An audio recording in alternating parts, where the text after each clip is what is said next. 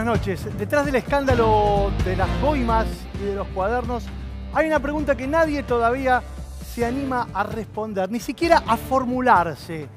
¿Quiénes se benefician? ¿Quiénes son los grandes ganadores de toda esta movida? Hoy les vamos a presentar a los nuevos integrantes del Club de la Obra Pública. Pero además, ¿por qué excarcelaron a los amigos del presidente? ¿Por qué los excarcelaron en el día de hoy y detuvieron a un ex Techín? Y además también habla hoy aquí el primer arrepentido de la corrupción argentina. Todo esto hoy en Solo Periodismo.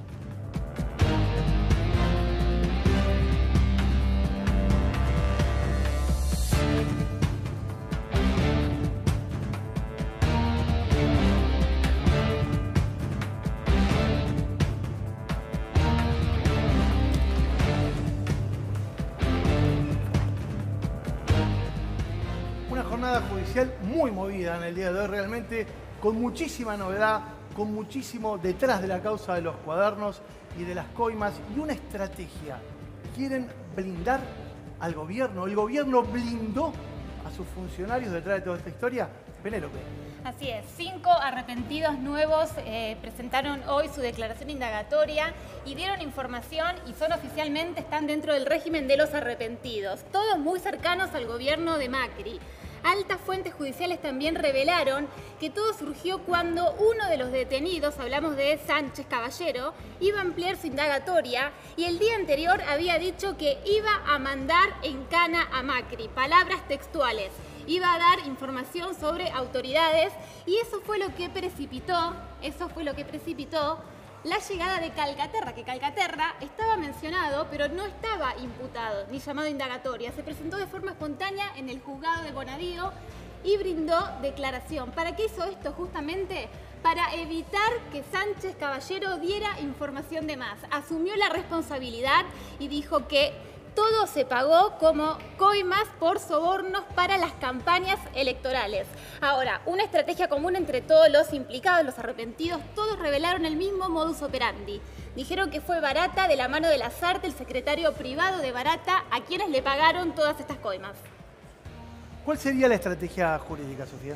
Buenas noches, Mauro, Penélope. Bueno, la estrategia jurídica es cambiar la carátula penal para lograr la reducción de la pena y así lograr que sea efectivamente excarcelable porque se acogieron al régimen del arrepentido. Entonces pasaría a ser un delito excarcelable y en el ojo de la tormenta quedarían los funcionarios públicos y no los empresarios, porque se quiere mostrar como víctimas justamente de una extorsión de sobornos. Cayó un ex Techín hoy, una persona que estaba ligada a uno de los grupos económicos más importantes y más ligados a la obra pública. Héctor Zabaleta, ¿quién es este personaje? Así es, este personaje está muy ligado con Techín, con los Roca, los dueños de la empresa. Él figuraba como Héctor en los cuadernos de Centeno, pero no figuraba su apellido. A raíz de esta información que aportaron y de nuevos allanamientos que habían realizado el día miércoles en Techín, hoy hubo una orden concreta, pedido de detención de parte de Bonadío y lo detuvieron en su casa de Villa Urquiza a Zabaleta, porque lo que dijeron es que ese Héctor se refería a él. Hay un nuevo detenido y otro empresario que habría que ver también, porque están adelantando altas fuentes judiciales también, que puede haber más arrepentidos y más detenidos y más allanamientos aparte de los que se realizaron durante el día de hoy. Está aquí con nosotros el doctor Maximiliano Rusconi. Ustedes saben, él es abogado de Julio Devido. ¿Qué tal, doctor? Gracias por venir. Bueno, ¿qué hay detrás de estos cuadernos, Rusconi?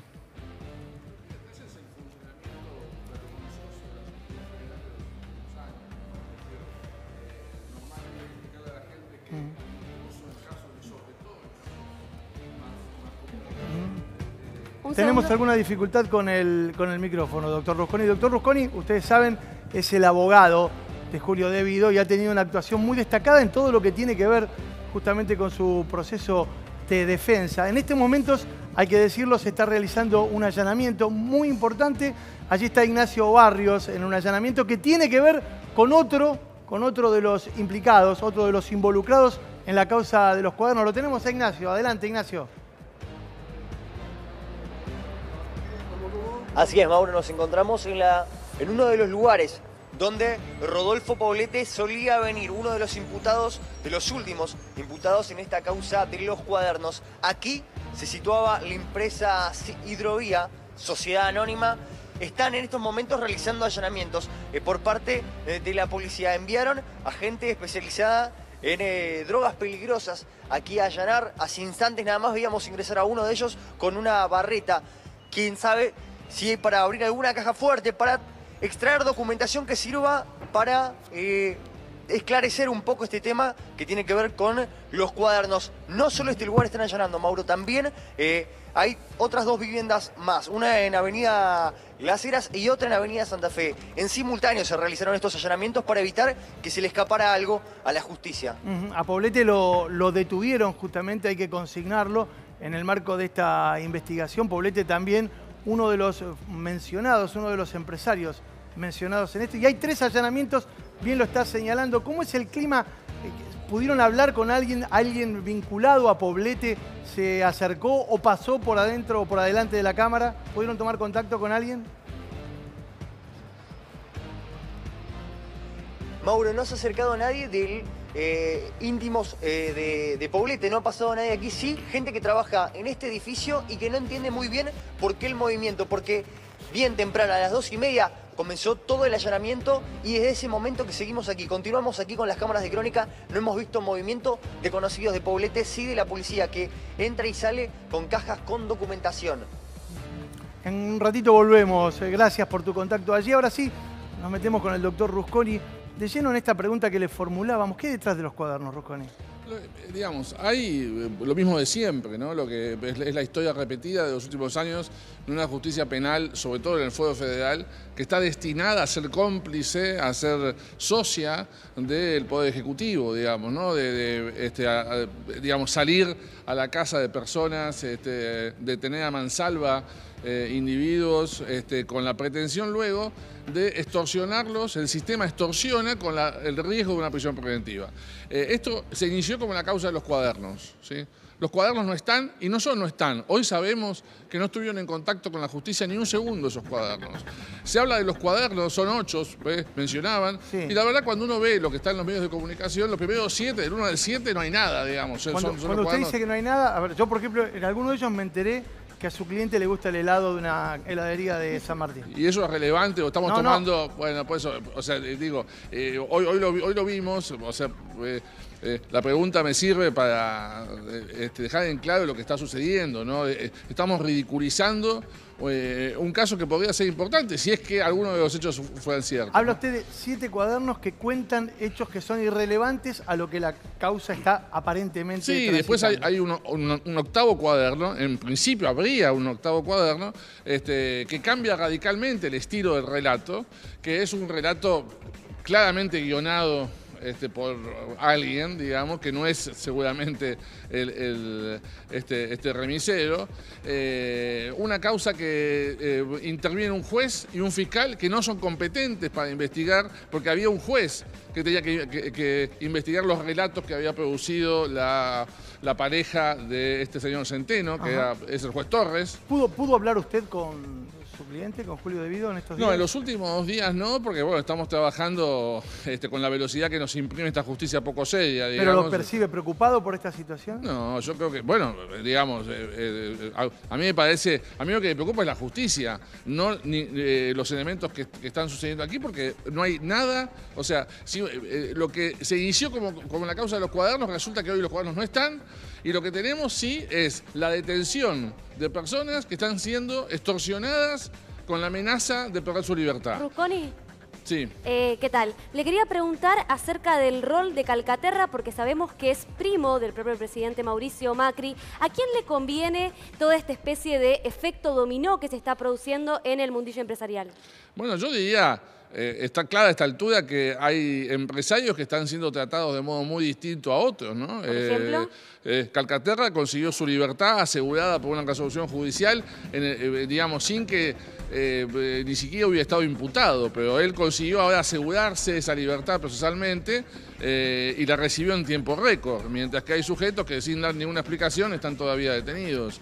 Con lo cual, yo diría, me da la sensación que en esta doble vara de la justicia federal, me parece que así como hay gente preocupada por esta falta de objetividad del juez y del fiscal, hay gente que está muy agradecida de que esta falta de objetividad esté orientada hacia un lugar y beneficie a otro. Pero, ¿no? disculpe, Me parece que Rusconi, Calcaterra no debe estar nada preocupado. Pero ya fue manchado por el nombre de esta y muchas otras causas más, Calcaterra. No queda limpio, porque ya en su historial aparece. Todo lo que es obra pública ha estado manchado en los últimos años. Yo creo que Calcaterra, créame, hoy está muy tranquilo.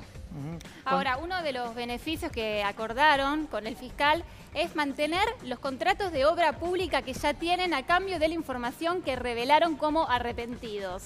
Pero hay uno de los empresarios que se presentó hoy, porque tenía que presentarse, se negó a declarar y quedó detenido. ¿Por qué esta diferencia también? Bueno, es lo que digo, doble vara. Ahora, si el fiscal está negociando que los empresarios mantengan los contratos de obra pública, me parece una cosa increíble, ¿no? O sea, esto no tiene nada que ver con el rol que puede cumplir y que debe cumplir según la ley orgánica del Ministerio Público un fiscal, pero yo hablo de estas cosas, hablo del código, de la ley orgánica, y yo casi siento que estoy trabajando sobre una plataforma de ingenuidad descomunal, pero hay que decirle a la gente que cuando nos alejamos de esa plataforma, nos alejamos del Estado de Derecho, y que es como el oxígeno para una república, ¿no? ¿Qué otros elementos considera usted de peso puede tener el juez para continuar? Porque se supone y dicen por estas horas que mañana puede haber más detenciones.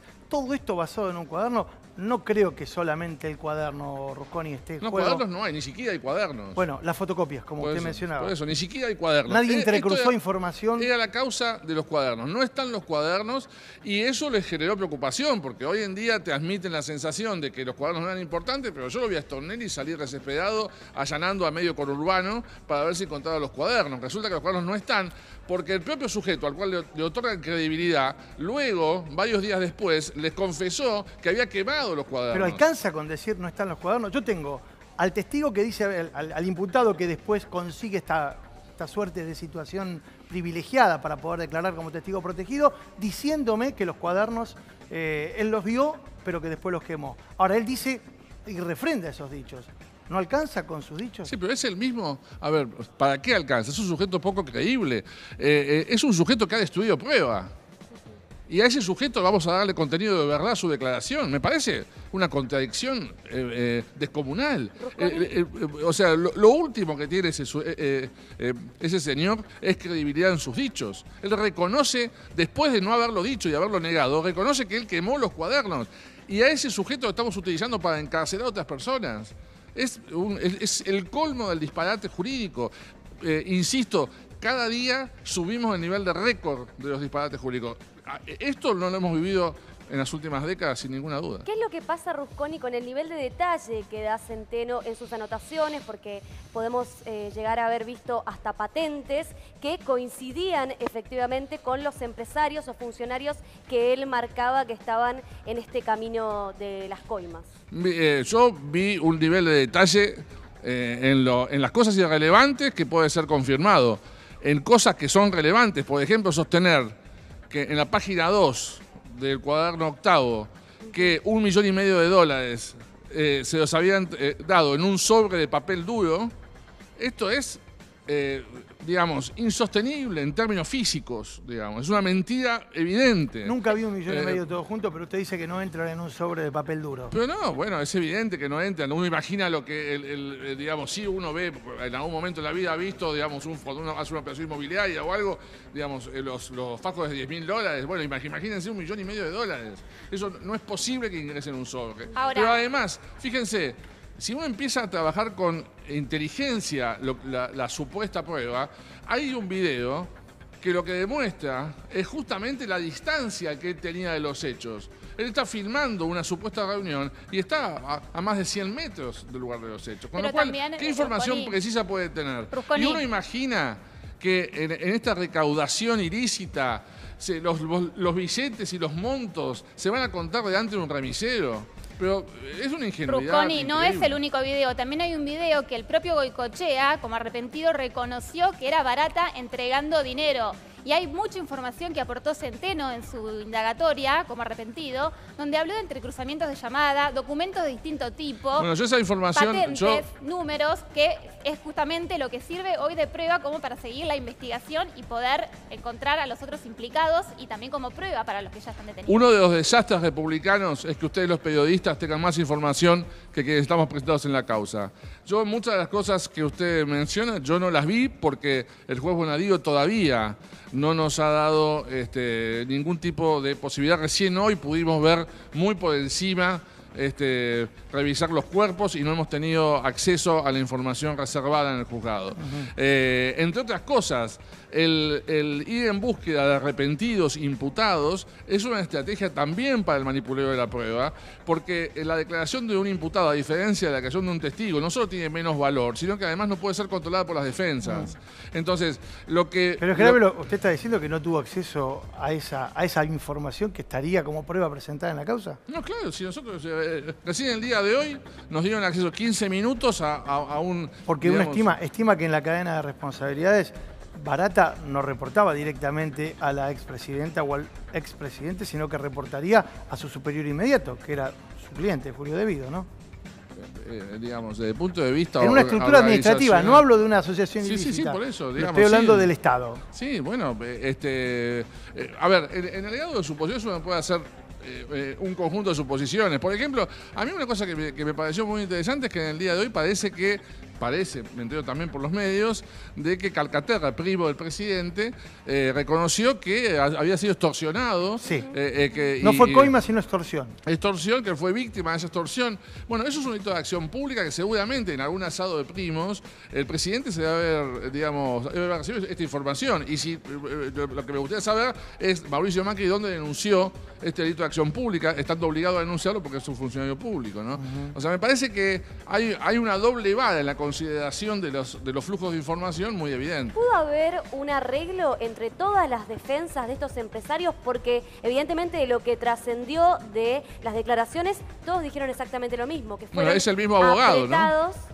Bueno, pudo haber entonces ¿hubo para usted una No lo sé, yo solo digo que es el mismo abogado y es un abogado de reconocido prestigio, pero además, si no me equivoco, ha sido abogado del presidente. ¿Qué le asesora a usted decir a Devido el próximo 10 de agosto cuando tenga que ser citado a prestar declaración indagatoria? No, primero le voy a pedir, no a mi cliente, sino al juez que me defina el hecho con precisión, algo que Bonadío normalmente no hace, y seguramente voy a plantear la nulidad de ese acto, porque uno en el acto de defensa, que es la indagatoria, se define un acto preciso, es decir, tal día, en tal lugar, Julio Devido debió haber hecho algo. Yo todavía no me entero de todo esto, qué es lo que hizo Julio Devido. ¿Cuándo lo va a ver a Devido para preparar, imagino yo, esta indagatoria? En estos días, estamos, la verdad, que atajando estos penales ridículos, pero de mañana y pasado estamos... ¿Cambia el escenario si fuera considerado por Bonadío esto un acto extorsivo por parte de los funcionarios para con los empresarios, así fuera un delito de cohecho? Para usted como defensor de Devido. A ver, a quien le cambia el escenario es a los empresarios, que parece que hay algunos que le está yendo bastante bien. Digamos, en cualquier caso, cualquier descripción que no tenga ningún sostén probatorio no cambia la suerte de Julio Devido en el sentido de que no hay nada que le pueda adjudicar aquí responsabilidad. Doctor Rusconi, muchas gracias. Gracias a ustedes. ¿Qué harías vos por 30.000 millones de pesos? Y dólares también.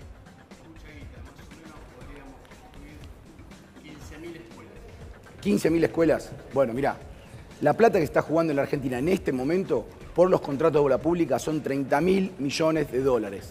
La realidad es esta. Hay 30.000 millones de dólares en la Argentina que uno no sabe en qué situación van a quedar. ¿Por qué? Porque nadie sabe cómo va a ser la continuidad de la obra pública, nadie sabe cómo va a cambiar el mapa de la obra pública y sobre todo cómo va a organizarse esta cantidad de ganadores y perdedores. Este es el Club de la Obra Pública. Acá podemos ver cómo va a cambiar el mapa de la construcción en la Argentina. Acá hay ganadores y perdedores, digamos. Sí, que algunos van a entrar a ladrillazo, como vemos acá que estamos viendo, ¿no? Sí. ¿Por qué van a entrar a ladrillazo? Porque van a hacer toda la fuerza posible para entrar de la manera quizá menos tradicional. ¿Cómo es? Es el efecto, digamos, de los cuadernos. Sí, es el efecto de los cuadernos, digamos, es utilizar la justicia para hacer espacio. Acá, los perdedores, claramente los perdedores. Electroingeniería, IEXA, de Ángelo Calcaterra, ahora en manos de Marcelo Mindlin. Isolux, que es el señor Goicoechea, el que está en este momento también como arrepentido. Esuco, que es la misma firma que anteriormente habíamos hablado de muchas formas distintas, había entrado por muchas formas distintas a la construcción pública, digamos, y el grupo Albanesi, que tiene a Lozón en la misma situación. ¿Van a tener que terminar las obras que están en proceso? Eso no se sabe, porque en principio, como contaba Mauro y Penny, en principio lo que vos tenés ahí es una situación de judicialización de la obra pública. Porque vos en este momento, ¿qué tenés? Todo frenado, porque en este momento nadie va a invertir o va a continuar con las obras en medio de este gran revuelo que causaron los cuadernos de la corrupción. Ahora bien, si vemos la otra placa, vamos a poder ver que así como hay en este semáforo, semáforo de perdedores en rojo, también tenés personas y empresas que están en el medio. En el NI. En el NI, claro. Que esas personas que están en el NI son empresas que están directamente relacionadas a la construcción. Y en este marco de situación, como bien vos podés ver, el cambio va a ser de pasar de constructoras argentinas a constructoras extranjeras. ¿Por qué te digo esto? Ahora la placa seguramente lo va a mostrar.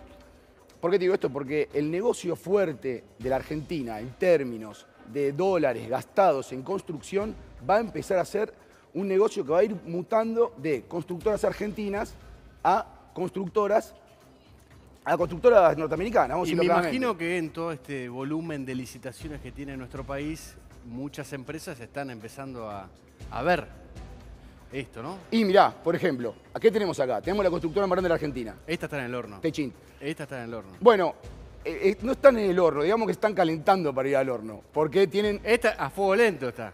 Bueno, pero escúchame, si hoy ya tuvo bastante complicaciones. Vamos a hablar con claridad. Techint es una empresa complicada.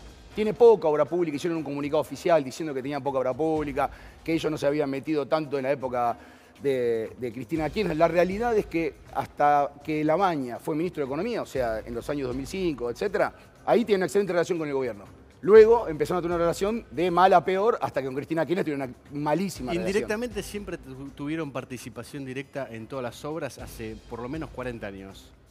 Es que Techint es un grupo, el grupo multinacional más grande de la Argentina es Techint. Tiene de todo, tubos sin costura, construcción, de todo.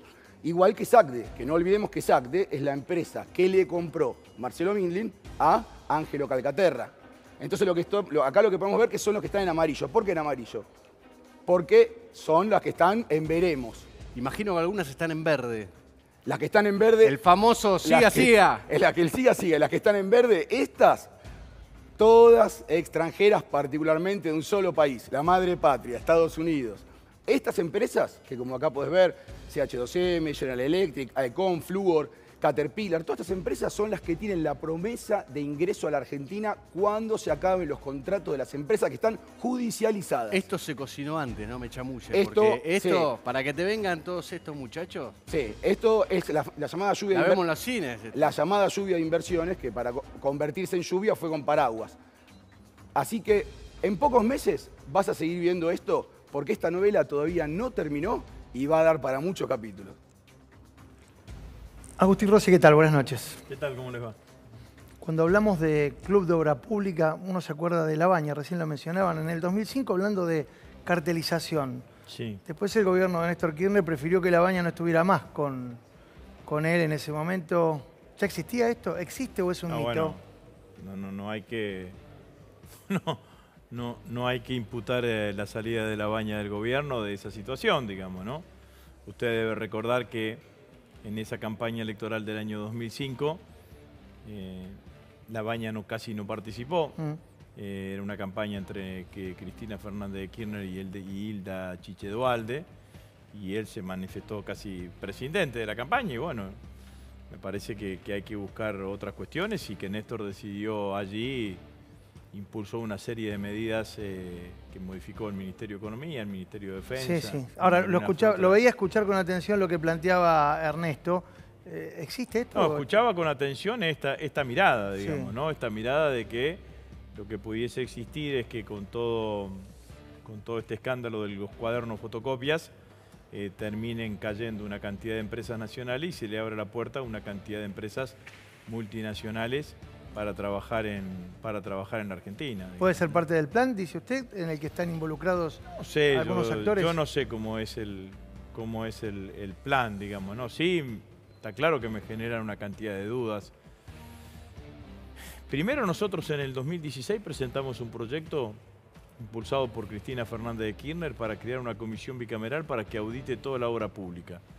La obra pública de 2003 al 2015 y la obra pública que estaba por venir. Sí. Ese proyecto nunca se aprobó.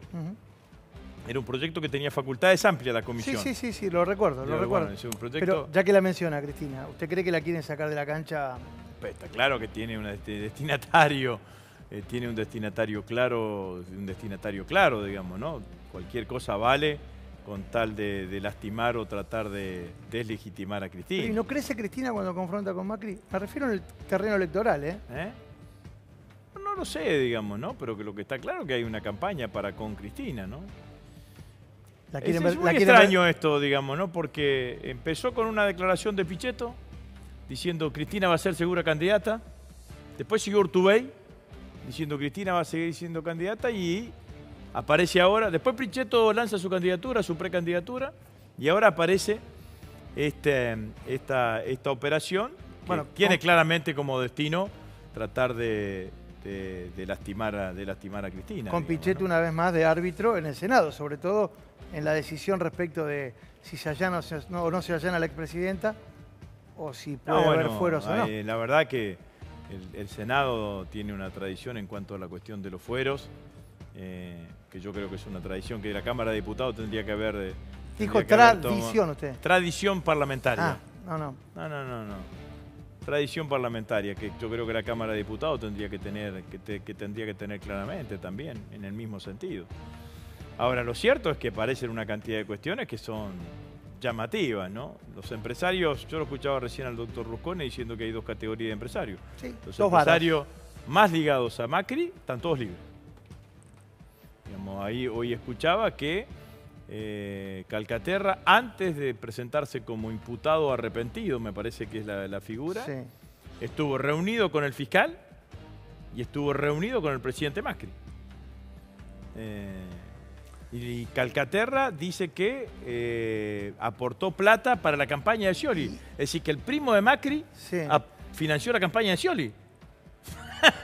Suena raro, suena raro.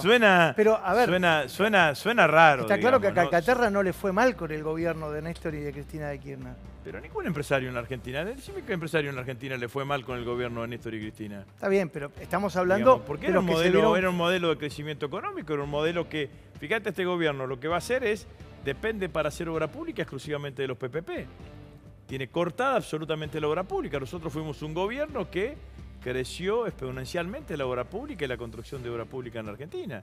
Obra pública, obras de energía, etcétera. Entonces, la verdad que con un modelo de crecimiento permanente como el que teníamos nosotros, no hay empresario. ¿Vos sabés cuál es el empresario que se llevó el crédito del bicentenario de mayor monto? ¿Quién? Ratazzi. Mire usted, Cristiano. Cristiano Ratazzi, que después terminó siendo fiscal de mesa de Cambiemos. Digamos, ¿no? Entonces, todos los empresarios en Argentina, cuando gobernaron Néstor y Cristina, le fue bien porque a la economía le iba bien y cuando la economía crecía, a todos le iban bien a los trabajadores, a los empresarios. Y es verosímil que si le va bien a un empresario, si el Estado de algún modo colabora para que le vaya bien, un funcionario le diga, bueno, tenés que poner un 15. ¿Es verosímil eso? Eso no existe. No existe. Para mí no existe. No existió lo que hay que hacer acá, no existe en términos de los dirigentes políticos con responsabilidad. Un dirigente político con responsabilidad, como puede ser Cristina, con responsabilidad institucional, no existe eso. Este señor dice que la vio a Cristina en pijama, que después le dijeron que... sí, ese es el color. Dígame, pero yo voy pero la verdad que, si lo que sí yo estoy dispuesto a que debatamos cómo es el financiamiento de la política. Sí. Y nosotros, y yo creo claramente, y lo presentó Máximo Máximo Kirchner hace pocos días, hay que prohibir el financiamiento de la política de parte del sector privado. La política la tiene que financiar el Estado. Nosotros ya habíamos modificado... Pero, espere. Para. No, pero en serio. ¿Cómo la tiene que...? O sea, ¿el Estado tiene que pagarle a los partidos políticos para que hagan campaña? Si el Estado ahora, ya con la nueva ley de financiamiento financiamiento electoral, ya la mayor parte del costo lo paga el Estado, con los espacios, mejor dicho, en realidad lo pagan los medios. Sí. Porque están obligados a ceder Asumen, espacio. exacto. A ceder, En que vez es de la cobrar parte una más cara pauta, de la política. La política, la parte de la televisión, la parte de la radio y demás. Entonces habrá ¿qué es lo que está desregulado hoy? Las redes. Las redes no está regulado porque en realidad no existían en el 2009 cuando hicimos la nueva ley de partidos políticos, cuando se impuso las pasos y demás. Ahora, yo creo que lo más transparente es que el Estado diga, bueno, mira, va tanto para la política, para los partidos políticos, porque en realidad la relación es puria, si se quiere, aparece cuando hay un empresario que financia la política. Se queda Agustín porque Nacho Ramírez hizo la ruta que supuestamente hicieron Centeno y bueno, a quienes llevaba Centeno. ¿Y cómo te fue, Ramírez, con eso? Detectar los principales refugios de dinero sucio de la política, según obviamente la denuncia de los cuadernos de Centeno.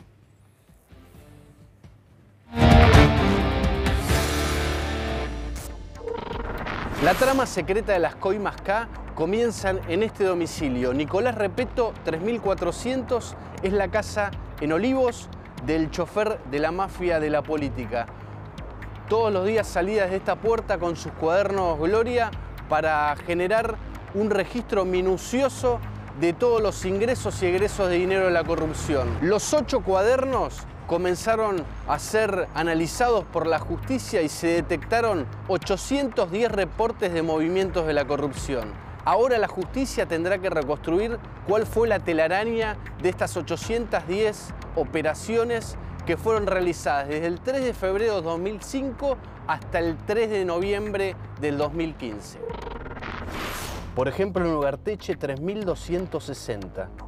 Acá era el domicilio de Hernán Gómez, el ex asesor del Ministerio de Planificación, para guardar los bolsos con dinero que luego eran transportados a Olivos o al departamento del presidente. Hoy es 23 de julio, 14:15. Acabamos de ir a la Quinta de Olivos, a la cual se llevó una valija y un bolso con dinero.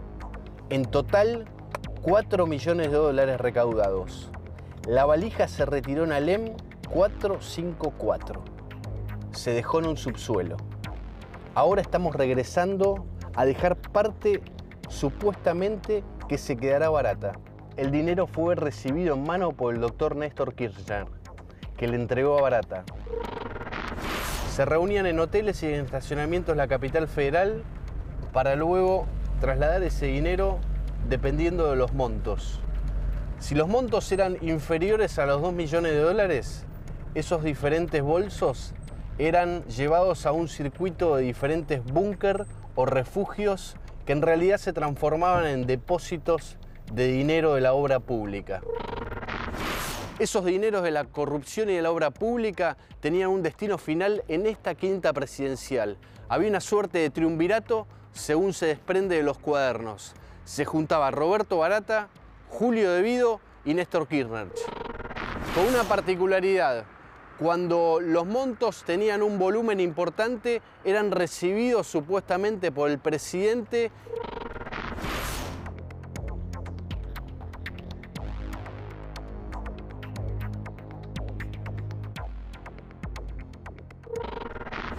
Los empresarios de la construcción elegían estacionamientos como estos, subterráneos, públicos, ubicados en lugares estratégicos de Recoleta, Belgrano y el centro de Capital Federal, el microcentro, al igual que Puerto Madero. En un estacionamiento como estos, los empresarios dejaban los bolsos al chofer y a Roberto Barata para luego iniciar en el circuito de los recorridos para encontrar un destino final. Por un lado, en los búnkeres o refugios de la capital federal, y por otro, si superaban los montos establecidos en el destino final de la Quinta de Olivos. Centeno ingresaba a estos lugares, generalmente trasladando a Roberto Barata, para que esta persona se junte con los diferentes empresarios que participaban de las licitaciones de obras y así recibir el dinero de la coima, que después eran trasladados a diferentes edificios de la capital federal. Decidían en qué lugar depositar esos bolsos con dinero. Vamos a ir a uno de los diferentes búnkeres o refugios de la corrupción. Los búnkeres o refugios de dinero estaban ubicados en 11 domicilios. Uno en la calle Huerteche, otro en Scalabrini Ortiz, 2 en la avenida Callao, uno en la calle Juncal, que era la residencia privada de los Kirchner, y por último, algunos domicilios ubicados en diferentes puntos del microcentro. Según relató el propio Centeno, Scalabrini Ortiz 3358 era uno de los departamentos de Roberto Barata. No vivía él en este lugar, sino que era simplemente un refugio para copiar el dinero sucio de las coimas de la obra pública de la Argentina. Uno de los puntos fijos era esta esquina, Alsina y Paseo Colón. Era donde funcionaba el ex Ministerio de Planificación de Julio de Bío. Era uno de los 11 puntos fijos donde generalmente y con regularidad se dejaban algunos de los bolsos según los propios relatos de Centeno en los diferentes cuadernos de la corrupción. La investigación judicial hoy analiza el destino total de los dineros de las bolsas de la corrupción de la obra pública. Cree la justicia que tenían 2 destinos finales. Además de ingresar a esta quinta presidencial los montos superiores a los 2 millones de dólares, la justicia cree que fueron invertidos, por un lado, en cuentas espejo en el exterior, por otro, en bienes raíces, en propiedades en diferentes países de América. Todo esto lo relata este hombre en el último cuaderno. Atención, Sí. porque es interesante lo que decía Rosconi. Hay 7 cuadernos en donde hay un montón de relatos que son inconsistentes. Y esto aparece en el último cuaderno. ¿Qué opinión le merece? ¿Es verosímil esto? Porque al juez le pareció que sí. No, bueno, vamos a poner claro que Bonadío todavía sigue siendo el juez que atienda en las causas contra Cristina Fernández de Kirchner, o involucrado en una causa que involucra a algún dirigente del kirchnerismo, ya es inaudito. Está claro que Bonadío tiene una enemistad personal, manifiesta, deseo de no sé qué cosa, de venganza, tampoco sabemos por qué, contra el kirchnerismo, sí, especialmente contra Cristina Fernández de Kirchner. Entonces, lo que diga este juez en esta materia está claramente viciado por esta situación, ¿no? Está claro que además la denuncia se la direccionaron para que esté en manos de ese juez, ¿no? Lo cuenta el mismo periodista de La Nación, que dice que se reunió primero con Stornelli y que Hubo una diferencia de 5 meses prácticamente entre un hecho y el otro, digo, entre la develación del secreto o del misterio. Bueno, entre Stornelli y que Stornelli fue el que le dijo dónde tenía que ver, y bueno, entonces estaba claramente direccionado en dónde se iba a terminar ubicando. Stornelli sale a buscar los originales, eso está claro, digamos, ¿no? Y cuando no encuentran los originales dicen que no es importante. La realidad es que sin los originales no se puede determinar cuándo y de qué manera y en qué condiciones se escribió lo que se escribió, digamos, ¿no? Entonces, a mí me parece todo muy novelado, parece todo muy extraño, digamos, ¿no? Como lo que decíamos recién de las distintas categorías de empresarios, que hay. ¿Habló con la expresidenta? Sí, sí. ¿Está preocupado? No, estoy muy tranquilo. Gracias, Rosy. No, gracias a usted. Bueno, y decíamos en el comienzo de nuestro programa que íbamos a hablar con el primer arrepentido de la corrupción argentina. Y es cierto, porque Mario Pontacuarto, ¿qué tal, Mario? ¿Cómo te va? ¿Qué tal? Fue el primer, en este caso, funcionario parlamentario, porque usted no era chofer. No, el secretario de la Cámara. Secretario de la Cámara. Que se animó a decir que en la Argentina, desde el gobierno, se pagaban coimas. En este caso, para aprobar una ley que fue muy polémica y muy cuestionada por los trabajadores de flexibilización laboral. A la luz de los acontecimientos, 18 años después de estos hechos, ¿se arrepiente de haberse arrepentido? No, de haber tomado la decisión que tomé en su oportunidad, no. Más allá de lo que terminó decidiendo la justicia después de 10 años de haber hecho la denuncia. Que fue declarar que nadie tenía ninguna responsabilidad y que los hechos prácticamente no existían. Sí, en ese caso yo siempre digo lo mismo, que hay que dividir las dos etapas que tuvo la justicia. En primer lugar, la etapa de instrucción que realizó el juez Daniel Rafecas, que fue una instrucción muy completa, un gran trabajo también del fiscal Federico Delgado, que era el fiscal del caso, y de los secretarios del tribunal, que eran Garmendia y Marcelo Zombico. Esa instrucción elevada a juicio por Rafecas fue confirmada por la Cámara Federal, o sea que también creyó la Cámara Federal que los sobornos existieron, confirmada por el fiscal de Cámara, que era Moldes, que también creyó que los sobornos existieron. Se elevó la causa a juicio, con un gran trabajo también de la fiscal Sabrina Namer, que hoy es jueza de tribunal oral. Bueno, y vaya a ver por qué razón,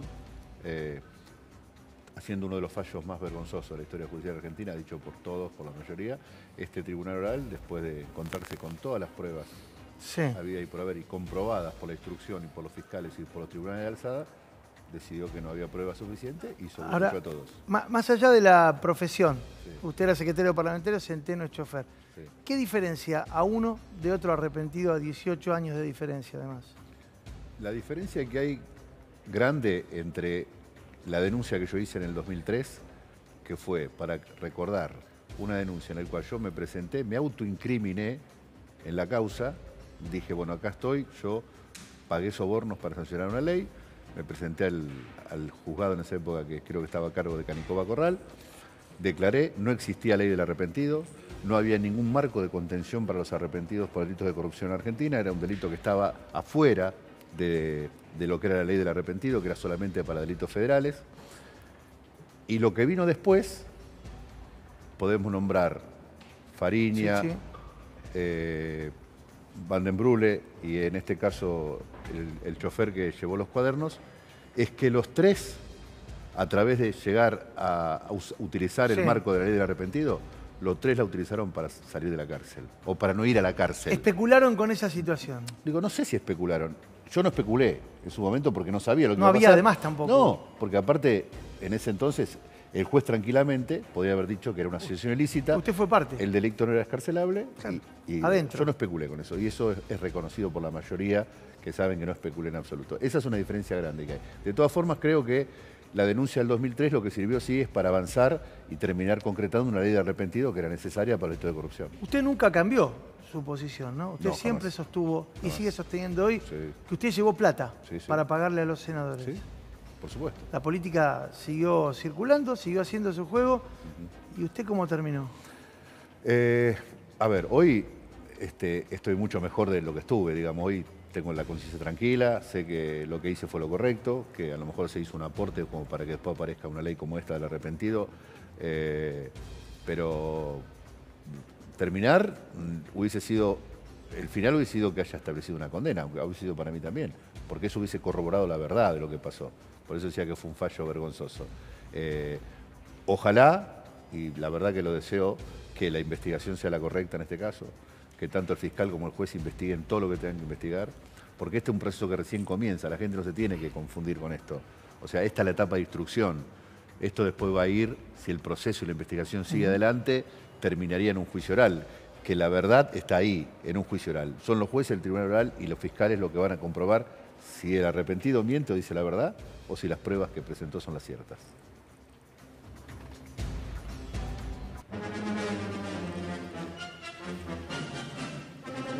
Último momento. La ruta de las coimas. Citan a declarar al empresario Aldo Roggio.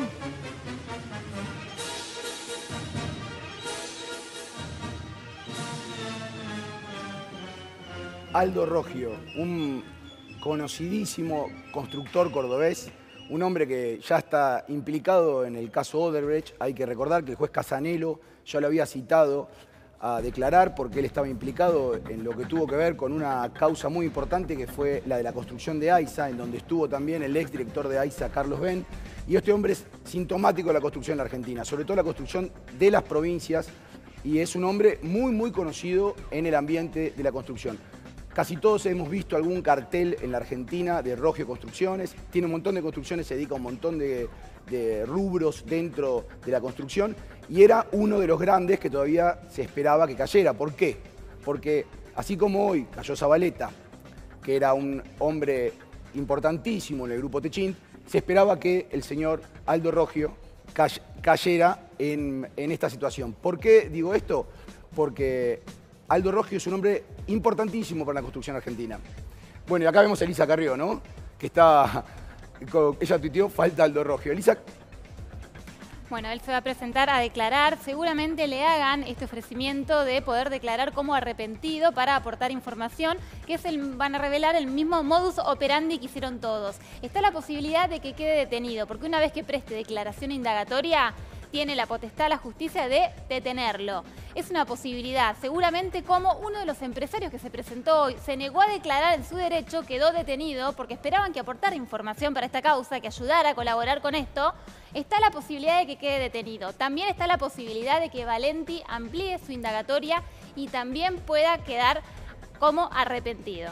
Esto es, la construcción se cae a pedazos. En la Argentina vamos a ver qué queda parado, porque como yo decía antes, esta novela tiene un montón de capítulos, así que vamos a ver cómo termina. Y no esperes también que haya un entrecruzamiento de datos, porque ya el fiscal Picardi y el juez Casanelo le pidieron copias a Bonadío de esta causa, porque por la causa que vos mencionabas recién anteriormente, una importante causa de construcción de AISA dentro del complejo que todos conocemos, quizá haya entrecruzamiento de datos porque hay varias figuras que están implicadas en esa, como por ejemplo Calcaterra, que este 15 de agosto también va a estar prestando declaración indagatoria por esa causa.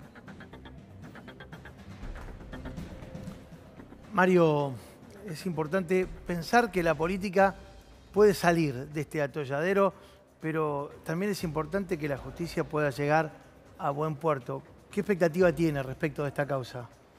Se ha transformado en una causa grande, pero con el hecho también y el ingrediente que es el tema de los empresarios. Claro. Nosotros en la Argentina, ninguno de nosotros había vivido una etapa donde el cual el empresario reconocía haber pagado coimas a la política. Entonces, con ese ingrediente me parece que es una causa compleja, es una causa en la cual esperemos que los jueces y los fiscales encuentren y trabajen en la prueba y encuentren la verdad, y que los tiempos de la política no sean los tiempos que tuve en aquella época, que la denuncia se hizo en el 2003, la elevación a juicio fue en el 2010 y el juicio oral fue en el 2013.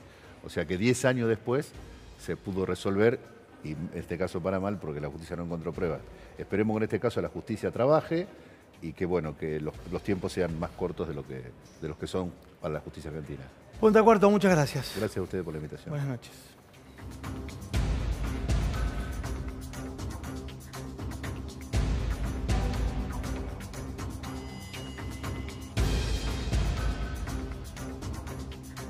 No voy a sacarle la ayuda a nadie. No voy a cambiar las cosas que sí se hicieron bien. Cállese la boca. Cállese la boca. Discúlpeme. ¿Cómo me va a faltar el respeto a esa manera? No soy la autoridad del organismo. La importancia es que la Argentina tiene la oportunidad de seguir creciendo. O el default, que lo usaron como discurso, pero lo tuvimos que pagar después entre todos los argentinos. Que no nos sentamos para no convalidar que mañana, dentro de un mes, dentro de 2 meses, los bolsillos de los argentinos estén sufriendo la inflación más importante de los últimos 10 o 15 años. En el 2007 nosotros dijimos, ojo con la inflación. Nos dijeron que queríamos enfriar la economía. Cada punto de inflación, aún ajustando por lo que se recuperan los ingresos en las renegociaciones laborales, ya sean formales o informales, genera 22.500 nuevos pobres. Lo primero hay que corregir es el termómetro es el INDEC. Como venía funcionando hasta el año 2006, el INDEC funcionaba bien. Niega la inflación, niega que hay aumentos de precio en los almacenes, en las verdulerías, en los supermercados. El INDEC nos dice, entre otras cosas, cómo estamos. Pero llega a su casa, abre la heladera y se da cuenta de que tiene que ir al supermercado, otra vez. Y cuando va a pagar, se vuelve a sentir mal.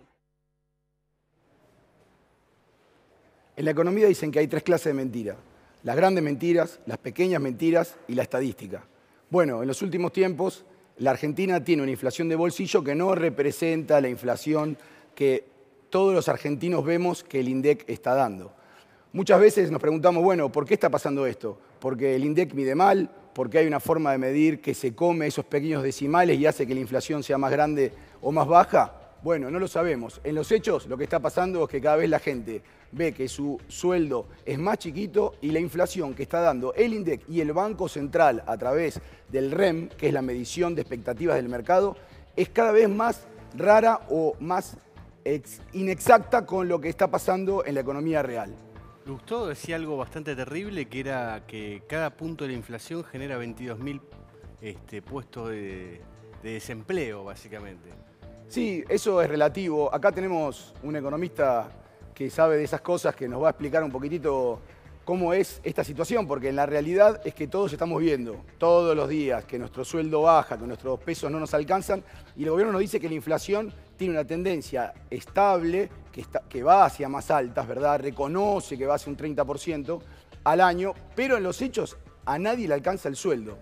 Vos, Sergio, en eso, ¿qué ven los economistas, como vos, que es un economista crítico, que lo que está pensando es cómo le alcanza la plata y el dinero a la gente todos los meses y por qué el Banco Central está haciendo esto? ¿Por qué el Banco Central está dando siempre una expectativa de inflación que no se corresponde con lo que la inflación es?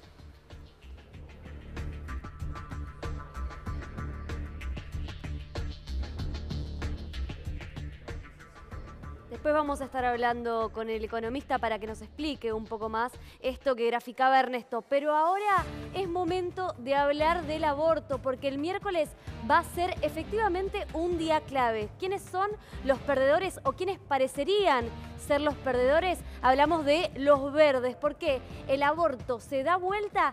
Distinto fue lo que sucedió en la Cámara de Diputados. Vamos a compartir los números del aborto. Ahí los tenemos a los indecisos. Omar Perotti de Santa Fe y Alperovich de Tucumán. Pero ¿cómo se resuelve? ¿Son indecisos o no son indecisos?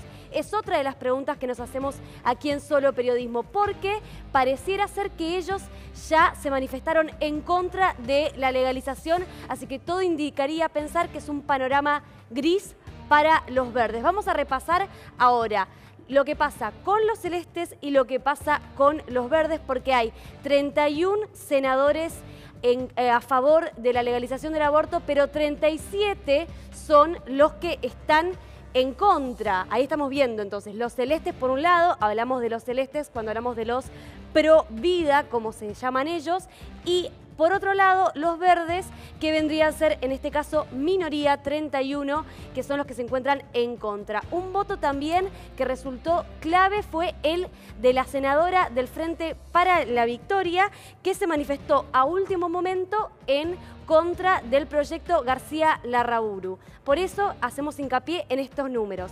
31 contra 37 y 2 indecisos que estamos viendo.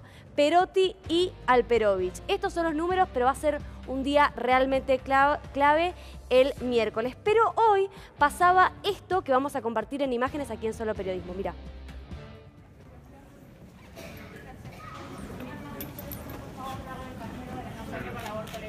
Los países están esperando su compromiso, señor presidente. Ayer murió Liliana Herrero, tenía dos hijos y murió por un aborto legal en Santiago del Estero. Esperamos su compromiso, por favor, señor presidente. Bueno, ahí estamos viendo entonces las imágenes. Ahí estamos viendo las imágenes entonces de lo que sucedía. Hoy Florencia Freijó, economista, feminista y politóloga, le entregaba el pañuelo verde. Hablamos del pañuelo de la campaña del aborto legal. Pero por ahora los números son esos. 31 a favor del proyecto de la legalización, 37 en contra, estos dos indecisos y también una abstención y una ausente por licencia de embarazo. Todo parecería entonces que el proyecto de legalización del aborto no se aprueba.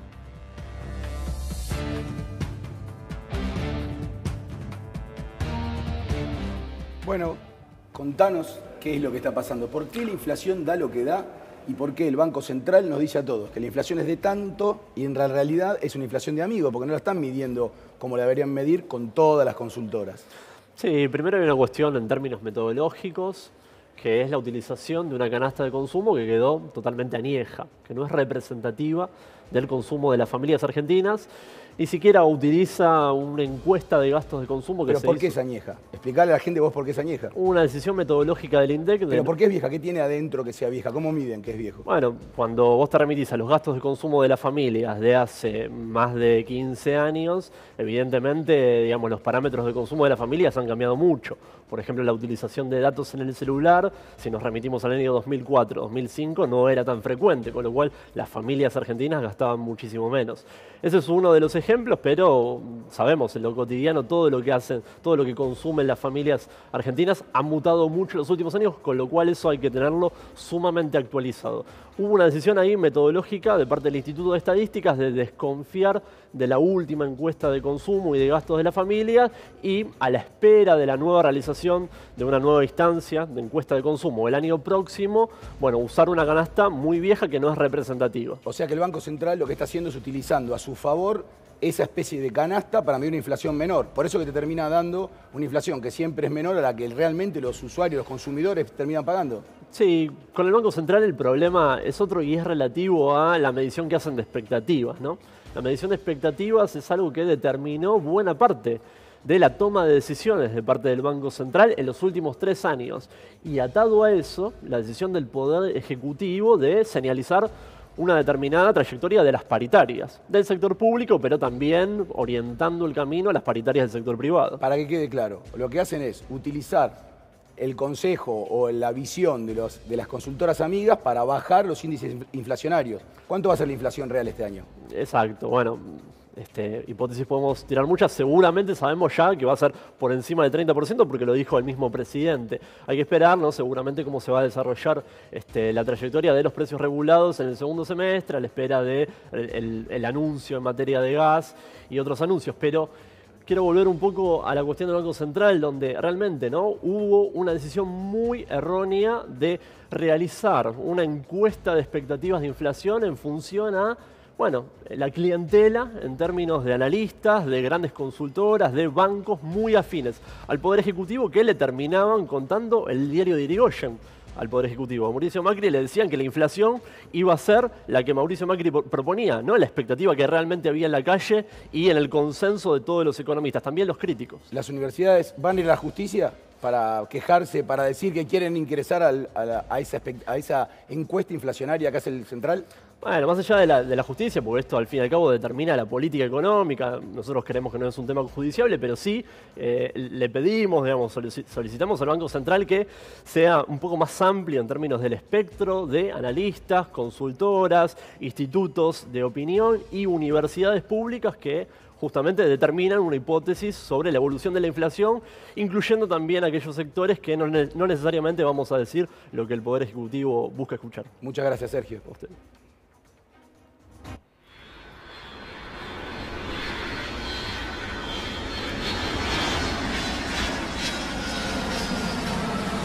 Te vamos a contar la historia del aeropuerto Trucho del Palomar, un lugar lleno de irregularidades, que en realidad fue habilitado como un aeródromo militar y no como un aeropuerto comercial como pretenden hacer saber. Recorrimos 3 lugares más afectados por este aeropuerto. Hablamos de Morón, de Barrio Jardín y de Hurlingham. En todos está presente el latente y muy latente el temor por una futura tragedia del APA. Mira el informe.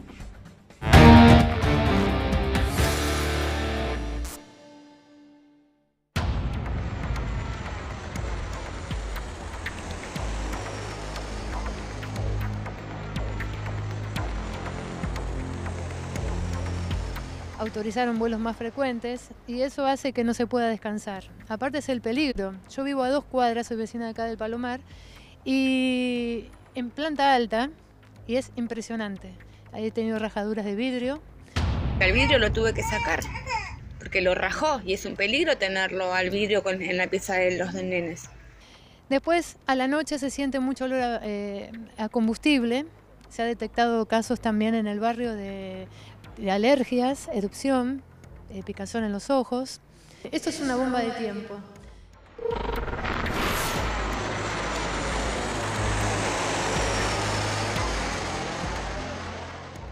Quizás este ejemplo que está atrás de mí, que es el Colegio Maús, donde estudié yo, es el ejemplo más ilustrativo de lo aberrante y peligroso que es esto, porque como ustedes verán, aquí mismo termina la pista y a tan solo 500 metros tenemos un colegio con más de 3.000 chicos.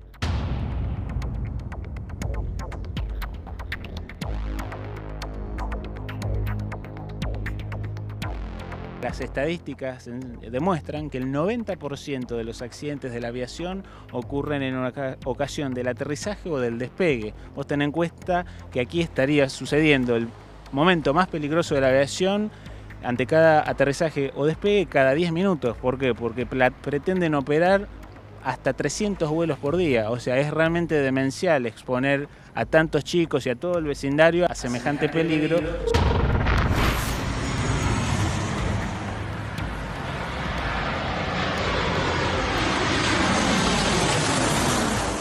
Los problemas ambientales son varios. Uno de ellos es la deforestación, el otro es el asfalto que nos hicieron, que eso hace que se acumule mucho más agua, que no haya árboles para que absorban un poco el agua. ¿Y eso qué hace? Que suba, como es la zona inundable, que suba el caudal del agua y que se penetre en las casas. Ahí iban a hacer una serie de proyectos en el cual se nos iba a solucionar el problema. Lamentablemente, hicimos varias gestiones con los vecinos, pero no tenemos respuesta. A semejante peligro. Esto es una bomba de tiempo.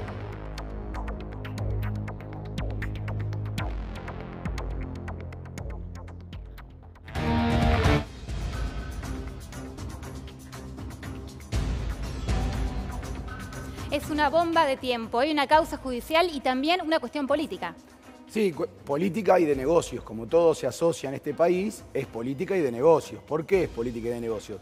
Porque Mario Quintana, acá coordinador interministerial de la jefatura de gabinete, y el señor Glucksmann, que han sido uno vicepresidente del Fondo Pegasus y del Grupo Superville, y el otro creador del Fondo Pegasus, entre ellos el que ha manejado durante muchos años y continúa manejando Pharmacity, Fredo, tuvo la empresa Musimundo. Exactamente, este hombre es el hombre que ha estado presente en gran parte de los negocios de la década del 90 y principio de la década del 2000. ¿Por qué es tan importante Quintana? Porque Quintana está denunciado por un ex socio de la familia Macri, el cual era el CEO de una empresa que llamaba MacAir. Esa empresa llamada MacAir fue vendida a Avianca.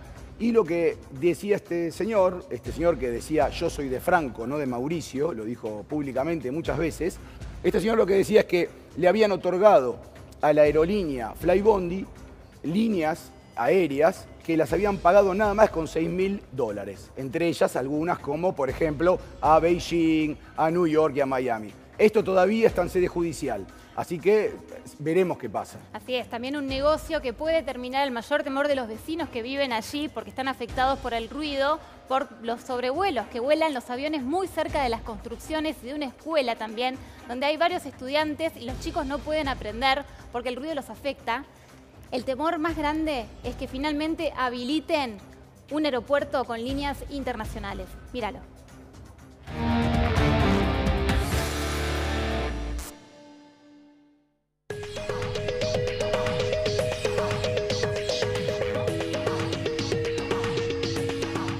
El riesgo a terceros es bastante importante porque existe del mismo modo que existió en Lapa. Nada más que acá, en vez de haber una estación de servicio cerca, lo que hay es un colegio con 4.000 personas rotando y ese es el riesgo social.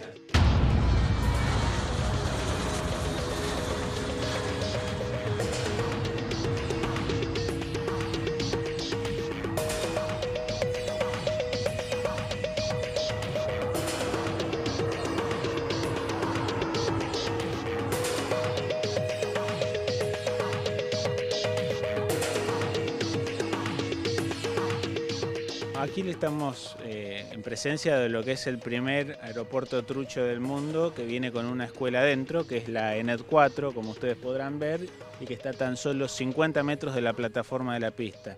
Eso es un peligro y además afecta todo lo que es el proceso educativo de los chicos, tiene problemas de audición, lectocomprensión y demás.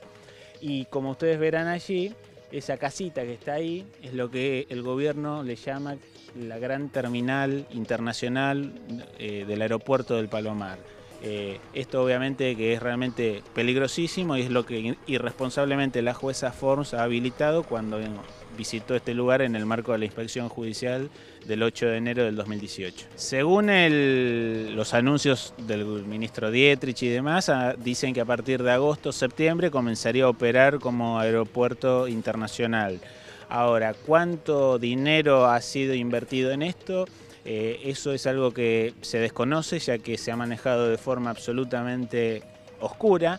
Yo te cuento que este área que ustedes ven aquí está fuera del área entregada en concesión, o sea, están realizándose obras con fondos públicos que obviamente cada funcionario arroja cifras distintas, pero en un área que ni siquiera es la que ha sido ilegalmente entregada en concesión, sino que esto es parte de la base aérea militar del Palomar, con lo cual hay un manejo absolutamente oscuro y contrario a cualquier principio de transparencia, ¿no?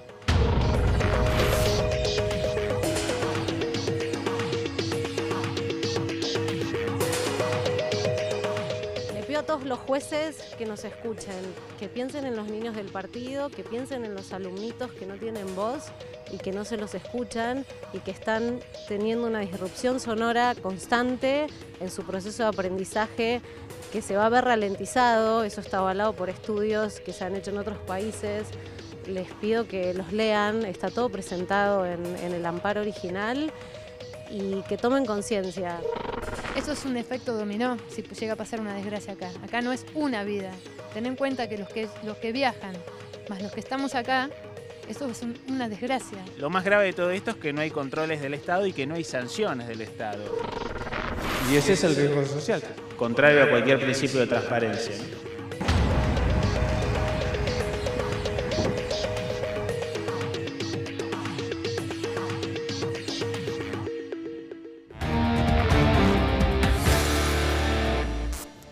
Una causa judicial que sigue abierta, un pedido de apelación porque pidieron suspender todos los vuelos hasta tanto se hagan las pericias técnicas necesarias para garantizar que haya seguridad y que no haya el peligro de un accidente inminente y fatal. También pidieron que se cierre este aeropuerto. Todos a la espera, el testimonio en primera persona del peligro de convivir con un aeropuerto que está con estas irregularidades. Lo escuchaste en Solo Periodismo. Saben que hoy es San Cayetano, en instantes nomás estaremos transitando por este santo tan importante, tan sensible para toda la población de nuestro país y particularmente el patrono del trabajo en un año muy difícil para los trabajadores. El San Cayetano de la crisis, está Fernando Moreno trabajando en vivo y en directo, tomamos contacto con él. Fer, buenas noches. Hola Sofi, ¿cómo estás? Buenas noches. Estamos, como vos decís, bueno, estamos justo queriendo hablar con uno de los diáconos de acá de la iglesia, pero estaban apurados. Sí, como vos decías, estamos en la puerta de la iglesia de San Cayetano, la parroquia de San Cayetano, en donde como todos los años, en las vísperas del día de San Cayetano, el 7 de agosto, se reúne una multitud, ¿no? Gran cantidad de gente que hoy están de alguna manera festejando. Ustedes pueden ver, así como cada año se ha hecho este escenario donde han pasado varios artistas, pero lo que vale destacar de todo esto es la paciencia y la fe de los peregrinos que de alguna manera han llegado hasta aquí. Y digo los peregrinos porque hoy a la tarde se realizó una peregrinación, salió a las 4 de la tarde por varios barrios de la capital federal, volvieron a las 9 y algo, se realizó una misa. Y bueno, y ustedes pueden ver aquí compartiendo mate, compartiendo entre otras cosas lo que han traído para pasar la noche y bueno, y esperar las 12 para cuando sea 7 de agosto poder de alguna manera estar con el santo para pedir y para agradecer. Pero vamos a hablar, si les parece, con la gente. Claro, por supuesto. Con una señora acá. Hola, ¿cómo le va? Hola, buenas noches. Buenas noches. Bueno, bien. ¿Usted es devota de San Cayetano? Sí, mi marido y yo también. Ajá, ¿vienen a pedir, a agradecer? Agradecer siempre. Agradecer. Hace 32 años que venimos a... siempre, bueno, muy Sí, bien. sí. Y él todos los 7, aunque no sea 7 de agosto, siempre viene a agradecer a... 7 de octubre, Todos los 7 de cada mes él viene a agradecer a su santo. Más que más hizo nacer a su hija un 7 de agosto. ¿En serio? Sí, yo tenía fecha para un 14 de agosto. Se adelantó, quería festejar con el Él santo. dijo, van a ser un 7 de agosto y nació un 7 de agosto. Él salió a las 5 de la mañana. Yo había venido acá a San Cayetano y ella fue para el... Lo decretaste de alguna manera. Sí. ¿Cuántos años tiene la nena? 28. 28 cumplí. 28. Mañana cumple 28 años. Y bueno, de alguna manera están festejando acá. Sí, y todos también los mañana. años venimos a festejarlo, aunque ella no venga, igual le cantamos el cumpleaños y todo. Bueno, bien. ¿Y a usted qué le parece, hace ya que tantos años que viene, ¿no? ¿Cómo ve este año con respecto a los demás? Y está muy difícil todo y bueno, hay gente que no pudieron venir por la razón de que cada vez está más caro todos los pasajes, todo eso, pienso yo, no sé. Se nota. Hay Gente que otros años, así yo calculo debe ser por el gasto en el micro para llegar hasta acá, es un gasto venir hasta acá para al que le falta la plata, es un gasto, así que de su hogar debe pedir por el trabajo. Vale destacar que no solamente vienen de los alrededores, sino que vienen de todas las provincias. Vienen de todas las provincias y bueno, de todo alrededor de lo que es el sur, el oeste, el norte, de todo, así que cuesta. Después de las 12 de la noche no hay servicio de micro y todo esto y la gente lo debe pensar, no sé si mañana habrá más gente. Esperemos porque... caminando por allá atrás y no es la misma gente que otros años. De cualquier manera hay mucha gente, ¿no? Por lo menos hay 4 o 5 cuadras en repleto. Se nota, sí, se nota. Sí, que hay otros mucha años ha estado mucho más lejos la cola. Así que... Ok, muchas gracias. No, muchísimas gracias. Bien, vamos a seguir conversando. A ver, acá no nos vamos a mover mucho. Vamos acá a la señora. Señora, a ver. Acá, para Crónica. ¿Cómo va? Bien, todo bien. Bien. ¿Venís a saludar, a festejar, a pedir? Sí, pido trabajo, justicia para este país y para todos iguales. Ajá, ¿y la música? ¿Qué te parece la música? Fantástica. Sí, la estás pasando bien. Sí, muy Bueno, bien. muchas gracias, Gracias. Vamos a ver acá al muchacho. Hola, muchacho, ¿cómo estás? Bien, todo bien. Me alegro. Escuchame, ¿venís a pedir, a agradecer? No, yo estaba pasando por acá y... ¿Y te interesó? Sí, me interesó. ¿Y te quedaste? ¿Pero conocías el santuario? Sí, siempre ando por acá. Ah, bueno. Soy de la zona de Ciudadela, soy. Ah, o sea, sos de acá de la zona. Bueno, ¿y qué te pareció el show hasta acá? Sí, está bueno, sí. Está lindo, ¿no? Sí, está buenísimo. Bueno, gracias, Gracias a usted. A ver la señora que es de Merlo, ¿cómo dice? De Merlo, hace 10 años que vengo a San Cayetano y le vengo a agradecer por todo, por la salud y el trabajo. Muchísimas gracias. Ajá, ¿y algo en particular que tenga que agradecer? Y no, todo lo que ve, siempre por el trabajo de mi marido, de mi nieto, de mis hijos y por todo. Y le vengo a agradecer. Hace 10 años que vengo yo. Bueno, gracias, No, gracias. Bien, vamos. Acá la señorita, señora, Sí. ¿cómo le va? Buenas noches. Buenas noches. Vengo a agradecer más que todo y bueno, y pedir que todos tengamos trabajo, tengamos salud y prosperidad. Eso, bendiciones. Ajá, ¿por vos y por alguien más? Por mi marido, que está difícil conseguir trabajo y bueno, por todos los argentinos, que todos tengamos un plato de comida en la mesa. Muchas gracias. De nada. ¿Se escucha de fondo? Bueno, vamos Fernando? a contarles que hay 2 colas como... Sí, No, te sí. decía, se escucha de fondo una voz parecida a la de Frank Sinatra, ¿puede ser? Sí, están cantando, sí. Se reconoce. Sí, es una Mike Wave. una se cantante. reconoce. Sí, ahí las tenés. Muy bien. Sí. Un Sí, vos artista- imaginate que estamos acá con alguna dificultad para escuchar el piso. Un artista renombrado, ¿no? ¿Quién es el que está cantando? Sí, un artista de aquí. No. Sí. Y ahí canta. Bueno, a ver, para que me corra un poquito que tengo un tacho delante mío. Tiene una gran, Ahí lo puedes ver una gran ahora, voz. es una chica, ¿no? Ahí estamos viendo, sí, es una chica Gran que artista. canta espectacular, pero no hay que perder de vista lo que decían de la crisis, ¿no, Fer? Que algunas personas no pudieron viajar debido a una imposibilidad económica. Vos sabés que eso es algo que lo he escuchado mucho durante la tarde de hoy, ¿no? Que nos han dicho que muchos bueno, fieles que habitualmente llegaban o podían venir de alguna manera, hoy no lo pudieron hacer, ya sea por una cuestión de transporte o por distintos motivos, ¿no? Vos sabés que también habíamos comentado, había una señora que cada año, hace más de 50 años que venía, era la primera en entrar, Mirá. no era parte de la ceremonia. Este año ya no va a poder venir, vos sabés que falleció hace 2 meses atrás, la conocían como la Nelly, si no me equivoco, que era una señora que se envolvía con una bandera argentina. Bueno, este va a ser el primer año después de tantas décadas que no lo va a poder hacer.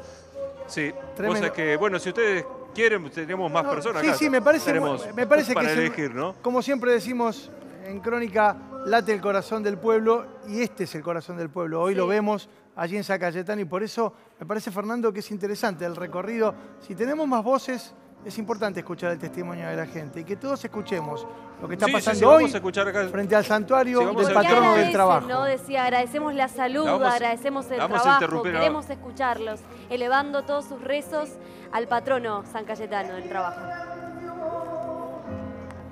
Mira, tenemos una señora que la interrumpimos, estaba con el teléfono grabando, ¿no es cierto? Canta lindo la señora. Sí, muy linda voz. Canta muy lindo. Bueno, cuéntenos un poquito, ¿usted viene seguido? ¿Es fiel de San Cayetano? Siempre vengo a agradecer y ya hace 16 años que estoy. Ah, mucho, bueno, muy bien. ¿Qué le pide habitualmente al patrono? Más agradecer que otra cosa. Agradecer por el trabajo. Por el trabajo, el pan de cada día y bueno, que nos ayude a todos. ¿Por usted y por alguien más viene a agradecer? Por mi mamá y por toda mi familia. Ah, qué bien. Bueno, que disfrute. Queda un rato todavía hasta las 12, Sí. algo más de una hora. ¿Qué suena? Vamos a ver, hablemos acá con el caballero. Hola, ¿cómo le va? ¿Todo bien? Bien, bien. ¿Venís a pedir, a agradecer? Sí, a pedir, a agradecer. Vengo hace 18 años con mi mamá. También 18 años. Sí. Bueno, ¿y hasta ahora qué te parece la vigilia? Bien, siempre vengo así hasta ahora. Mi mamá viene a hacer la cola o vengo yo, pero sí, esperando que sea a las 12 y entrar y para salir temprano, salir a trabajar mañana. Ah, mañana trabajás. ¿Entras temprano al trabajo? Sí, temprano, pero no, llego bien. Ya llegás. Bueno, ¿sos de la zona? No, de Loma Zamora. De Loma, tenés un viaje. Sí. Tenés un viaje. Bueno, entonces que sea rapidito, así llegás temprano a Sí, casa. sí, entro, estoy más o menos cerca en la fila, así que si entro, Fer. ya está. La cosa es venir y cumplir como siempre y agradecer. Sí, te escucho. Vamos a volver luego allí a San Cayetano, escuchando justamente el testimonio de toda esta gente y bueno, disfrutando por supuesto el show. Gracias, Fer. Y ahora nos vamos a ir a otro escenario de la crisis. El astillero Río Santiago. Ahí estuvo Ignacio Ramírez. Así es, Mauro, es uno de los emblemas del país. Estamos hablando de uno de los astilleros más importantes de Sudamérica, donde trabajan actualmente 3.308 personas. Estamos hablando de una historia de descuentos, despidos, vaciamientos y muerte.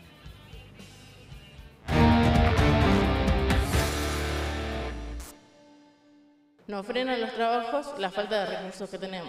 Y si lo terminamos, ingresarían 8 millones de dólares.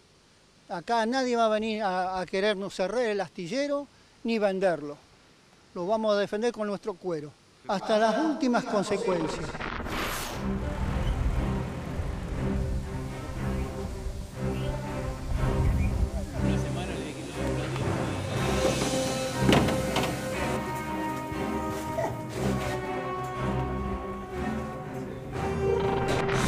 Acá lo que no están contando es que está todo armado para que no produzcamos, para que no trabajemos. Pese a eso, tenés una enorme voluntad de trabajo y los compañeros venciendo todas las adversidades que hay van realizando las tareas. Y lo que más nos preocupa a nosotros es que tenemos un buque que está a punto de entregarse, que le falta... Sí, o sea, para entregar este buque faltan 13 millones de pesos. Y si lo terminamos, ingresarían al erario público, a la cuenta del astillero, 8 millones de dólares. Ingresarían 8 millones de dólares.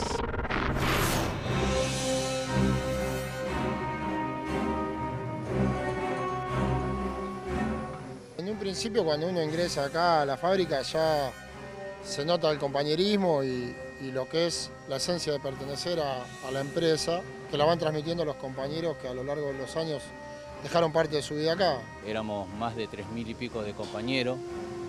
Después nos agarró en la época de los 90 que nos quisieron privatizar. Ahí hubo un vaciamiento nos quedamos solamente 1.200 compañeros peleándola, saliendo a la calle para que no se privatice.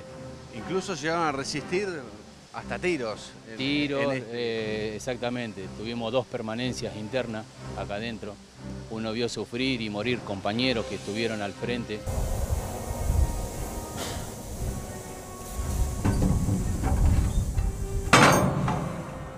¿Cuáles fueron las épocas más picantes? Creo que esta viene a ser la más picante.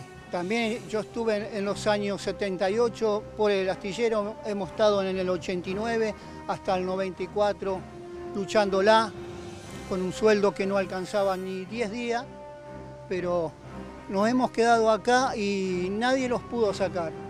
No es porque éramos guapos ni nada, sino que defendíamos nuestro puesto de trabajo en la calle. Hasta las últimas consecuencias, hasta las últimas consecuencias.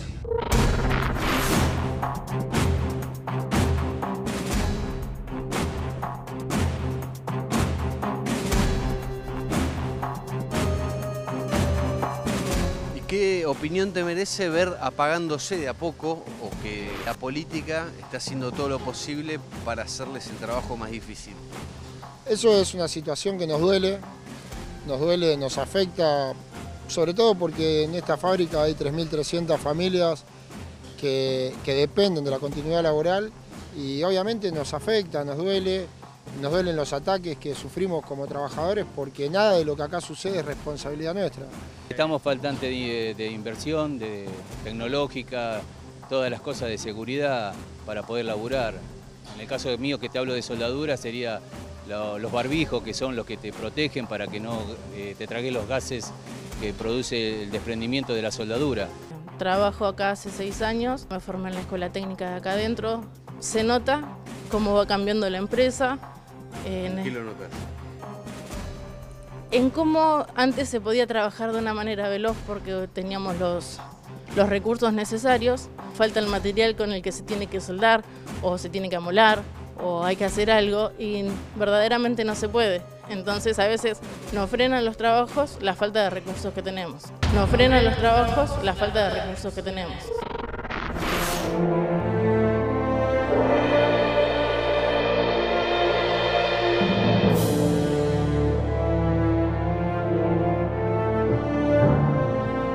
Esas lanchitas que quiere que el presidente compró en Francia, acá se las hacemos por menos plata y menos tiempo todavía. A esto agregale que los 4 buques de acá serían nuevos, con un diseño para navegar en el Atlántico Sur, y lo que se le compra a Francia es un buque usado que fue rechazado por la Armada de Francia.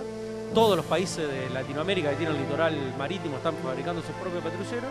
Que acá se pueden construir todos los buques que ellos mandaron a comprar afuera. Son todas resaca de que los otros países directamente lo descartan. El Estado que demanda buques, esa plata que la podría volcar acá, en este astillero y en otros astilleros que tiene el país, la terminan volcando en astilleros, terminan generando puestos de trabajo en astilleros que están en Francia. El presidente habló de que hay vagos acá en el astillero y dijo también que le pondría, lo dinamitaría, dijo. Odia al obrero este gobierno. Por eso que tiene tanto desprecio hacia todos los compañeros. Nos frenan los trabajos la falta de recursos que tenemos.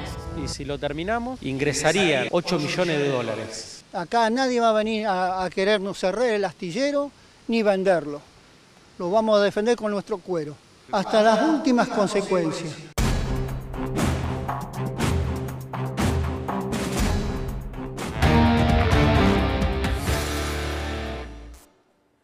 Los pibes, los astilleros nunca se rinden, estamos viviendo, sobre todo los trabajadores. Me tocó estar ahí en la noche y no sé si les describo el frío y las condiciones de laburo que pude ver con mis propios ojos y con el camarógrafo Cato. La verdad que es muy complejo. Por eso estamos acá con los trabajadores que en definitiva son los protagonistas de esta historia en un día muy especial que es el del trabajo, ¿no? Sí, la verdad que bueno, en vísperas de San Cayetano estamos viviendo una situación por demás de crítica. El rumor que corre en la fábrica es que se acerca un plan de despidos y bueno, nosotros lo que vemos es que está todo encaminado para el vaciamiento y el cierre de nuestra fuente de trabajo. Por eso es que hemos salido, digamos, a defenderlo. Ayer se hizo una movilización muy grande, ahora acaba de terminar otra en solidaridad, trabajadores de la UOCRA, de camioneros, de distintos gremios, nuestras familias también acudiendo a la puerta del astillero, y estamos pasando una situación muy particular que los que tienen que producir la fábrica son los que nos acusan de que la fábrica no produce, lo cual es una cosa bastante particular. Nos dicen que el astillero da pérdida y los que generan las pérdidas son ellos porque no nos dan los elementos para producir. O sea, claramente está pasando lo mismo que... Lo insólito es que está pasando una situación bastante conflictiva, que es que la mayoría cobraron 7.000 pesos menos. Es medio insólito eso, ¿no? Sí, también. Es un ataque como en toda la línea, digamos. Primero nos ahogaron financieramente, no nos dejaron producir. Ahora ya nos pagan menos. Algunos compañeros han perdido hasta el 30% del salario. Y bueno, la realidad, te aporto un dato para que lo sepa todo el país. Si cierra el astillero, en Berisso y en Ensenada se duplica el índice de desocupación. O sea, van a pasar a ser lo que era Cutralcó y Tartagal en la década de los 90. Estamos hablando de una zona emblemática en la que el astillero ocupó históricamente y sigue ocupando un rol fundamental. Ahora, concretamente, ¿qué es lo que debería hacer el gobierno de la provincia de Buenos Aires que no está haciendo? ¿Y qué debería hacer el gobierno nacional? Porque ahí ustedes le plantean un reclamo directamente al presidente Mauricio Macri. Sí, nosotros lo que estamos reclamando primero es trabajo y, como decía Denis, el tema de que nos vienen trabando la producción. Nosotros le estamos reclamando al gobierno 39 millones de pesos, que es para terminar la construcción 79 y que Venezuela no nos haga juicio. ¿Qué es la construcción 79? La construcción 79 es un barco petrolero, que son 2 barcos petroleros que estamos haciendo en astillero, uno está en la grada y otro está en el alistamiento. ¿Que encargó Venezuela? Que encargó Venezuela, tenemos el 95-97% ya casi construido y nos falta, digamos, la decisión política que el gobierno de la provincia nos entregue esa plata para insumos y materiales, que es lo que necesitamos. ¿Y ustedes creen que hay una cuestión política de por medio, que el hecho de haber tenido una relación distinta en el gobierno anterior con el gobierno venezolano cambió la condición de ese vínculo, en este caso de contratación? Sí, lo vemos, como se contaba, digamos, al principio, desde que llegó la intervención nos han trabado la producción una tras otra y se viene decidiendo distintas cosas, como por ejemplo descuento a los compañeros, traban la producción por poca plata. Por ejemplo, tardaron 1 mes y medio para traer arena que necesitamos para poder arenar el barco, 1 mes y medio, 50.000, 70.000 pesos. O sea, hay una decisión política. Si terminan ese barco, obviamente les va a ingresar un montón de dinero, de millones de dólares al astillero. Eso claro, es lo curioso, ¿no? Si nosotros terminamos el barco y lo podemos entregar en tiempo y forma, podemos cobrar 8 millones de dólares para poder, digamos, seguir construyendo la 80. Están al borde del colapso, al borde de la tragedia. Cuéntenles a nuestra audiencia de Solo Periodismo cuáles son los riesgos para ustedes como trabajadores. Miren, nosotros en la empresa tenemos 3 problemas importantes que tienen que ver con las entregas de los buques. Nosotros, la empresa ya puso fecha de entrega de los barcos. A priori el primero es la construcción Araquim, que es un buque que nosotros tendríamos que entregar en agosto, en este mes. La construcción 79 que tendríamos que entregarla en noviembre y la LICA que la tendríamos que entregar en marzo. Para esas 3 construcciones, nosotros en este momento el Estado nos desfinanció y lamentablemente no nos entrega los recursos necesarios. Claro. Hay algo más importante. Este barco que se está haciendo para Venezuela, estos 2 barcos, pero en la construcción 79 en particular, es el primer barco doble casco que se hace en Sudamérica. Y a fin de año se va a vencer lo que sería la reglamentación que permite que funcionen barcos simple casco en toda la República Argentina. Pero además ustedes, yo lo recuerdo porque alguna vez con Nacho hicimos un informe, ustedes estuvieron trabajando no solo en reparación y construcción de barcos, sino, por ejemplo, recuerdo el Estadio Único de La Plata. Yo me acuerdo que hicieron ¿te acuerdas del techo? Claro. Que alguna vez lo fuimos a buscar y estaba en los depósitos. Construcciones metalmecánicas tenemos un montón. Si ustedes habrán visto en otros informes que se han pasado, nosotros hemos hecho para las represas distintas de Argentina, para Tucha, hemos hecho piezas para YPF, hemos hecho pontones, hemos hecho la fragata Libertad, o sea, el buque insignia de la Argentina. Hemos hecho construcciones militares, hemos hecho compuertas para General Belgrano. Tenemos una historia muy rica en trabajo y en este momento inclusive hay algo peor. Nosotros tenemos un centro de mecanizado en el taller de mecánica que es para generar trabajo para los próximos 10 años. Sí, claro. Que tiene que ver con eso se fabricarían centrales eólicas. Nosotros lo tenemos encajonado por la decisión política de no poner 3 millones de pesos para terminar la obra que se necesita para emplazarlo. Y eso está hace 3 años parado en un cajón adentro del astillero. No es solamente que nosotros decimos con cualquier dato, es una desidia que nosotros venimos denunciando hace tiempo y lamentablemente si nosotros no salimos a la calle a decirlo, la gente no se entera de la realidad del astillero. Un dato que es importante es que en los últimos 20 años la Argentina perdió 120 personas que tripulaban en barcos que obviamente no podían ir a hacer su laburo por las condiciones que estaban estas naves. Hay un tema que es muy importante, que hablábamos de los buques, de que evidentemente no los quieren entregar. Vamos a recorrer esos buques por dentro y vamos a conocer las serias denuncias que hacen los trabajadores del astillero.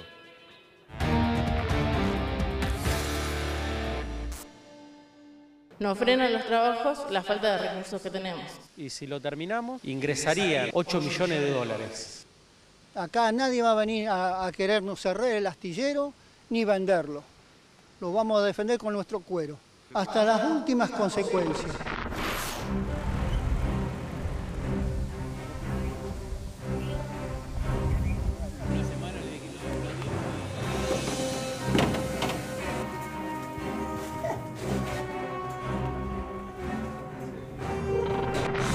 Acá lo que no están contando es que está todo armado para que no produzcamos, para que no trabajemos.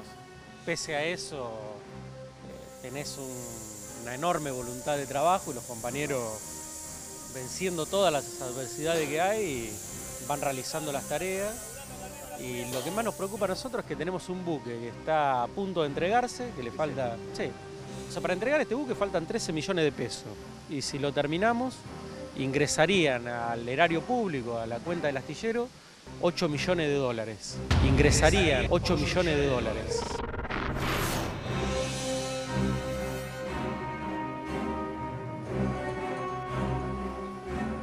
En un principio, cuando uno ingresa acá a la fábrica, ya se nota el compañerismo y lo que es la esencia de pertenecer a la empresa, que la van transmitiendo los compañeros que a lo largo de los años dejaron parte de su vida acá. Éramos más de 3.000 y pico de compañeros. Después nos agarró en la época de los 90 que nos quisieron privatizar. Ahí hubo un vaciamiento.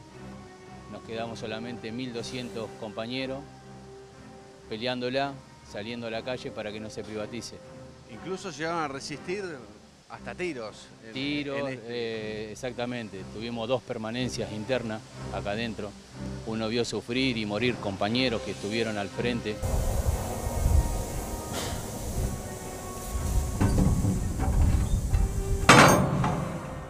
¿Cuáles fueron las épocas más picantes? Creo que esta viene a ser la más picante. También yo estuve en los años 78 por el astillero, hemos estado en el 89 hasta el 94 luchándola con un sueldo que no alcanzaba ni 10 días, pero nos hemos quedado acá y nadie los pudo sacar. No es porque éramos guapos ni nada, sino que defendíamos nuestro puesto de trabajo en la calle. Hasta las últimas consecuencias, hasta las últimas consecuencias.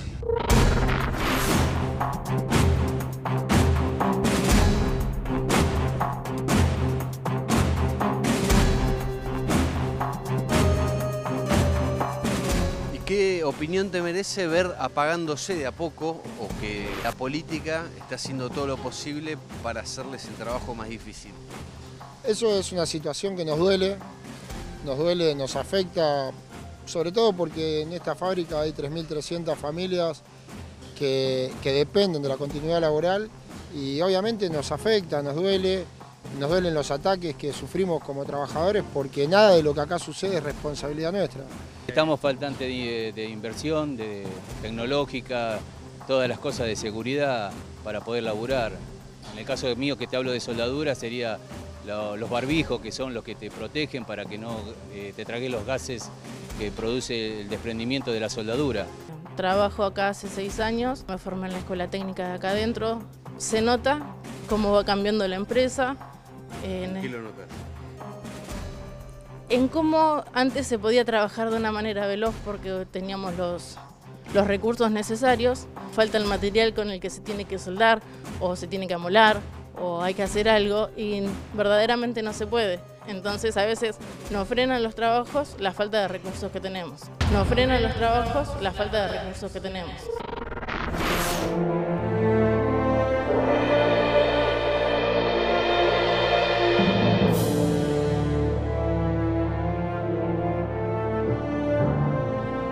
Esas lanchitas que quiere que el presidente compró en Francia, acá se las hacemos por menos plata y menos tiempo todavía. A esto agregale que los 4 buques de acá serían nuevos, con un diseño para navegar en el Atlántico Sur, y lo que se le compra a Francia es un buque usado que fue rechazado por la Armada de Francia. Todos los países de Latinoamérica que tienen litoral marítimo están fabricando sus propios patrulleros.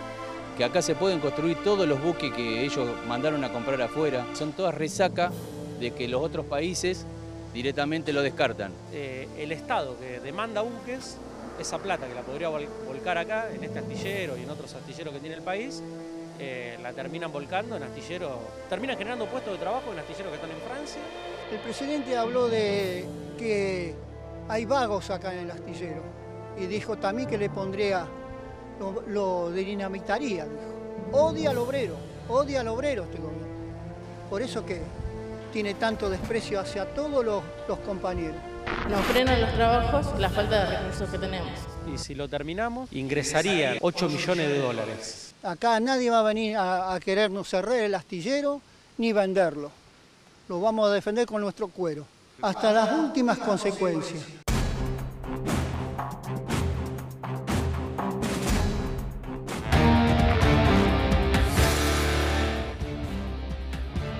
Detrás de toda lucha de los trabajadores hay una épica, y en el caso de los astilleros esa épica tiene varios hitos.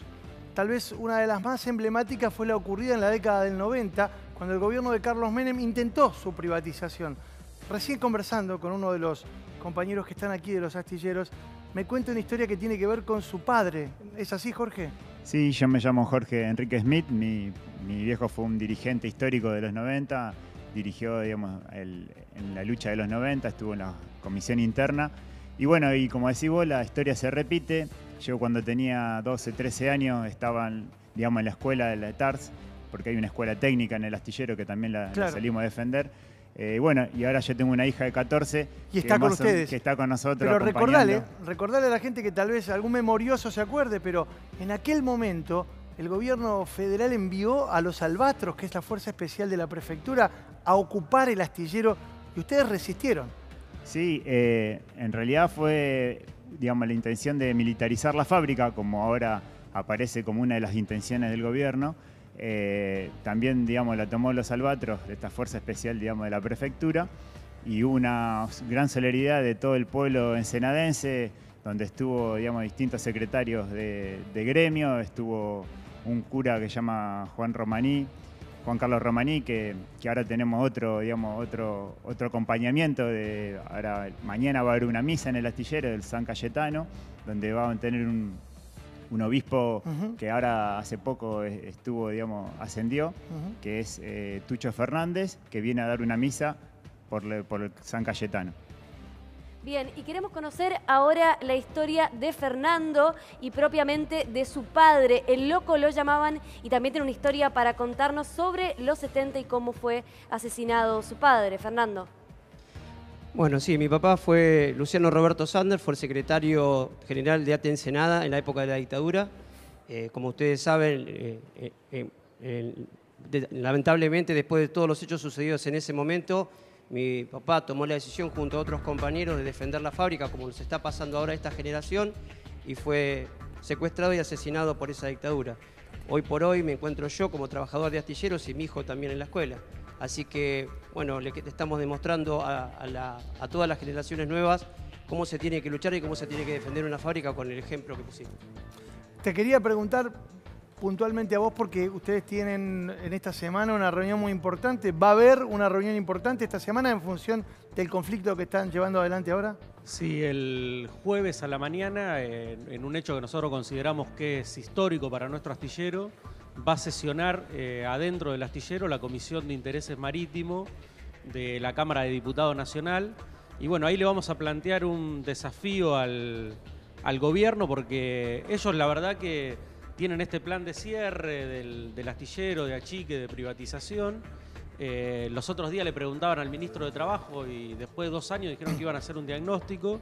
Y el desafío de los trabajadores a la gobernadora y al presidente de la Nación es que los trabajadores le vamos a decir qué es lo que tiene que hacer con el astillero, porque nosotros sabemos qué es lo que queremos. Nosotros sabemos qué capacidad productiva tiene el astillero y creemos que el desafío de todo gobierno es crear trabajo, no destruirlo. Claro. Te doy 3 datos, Mauro, para cerrar el tema.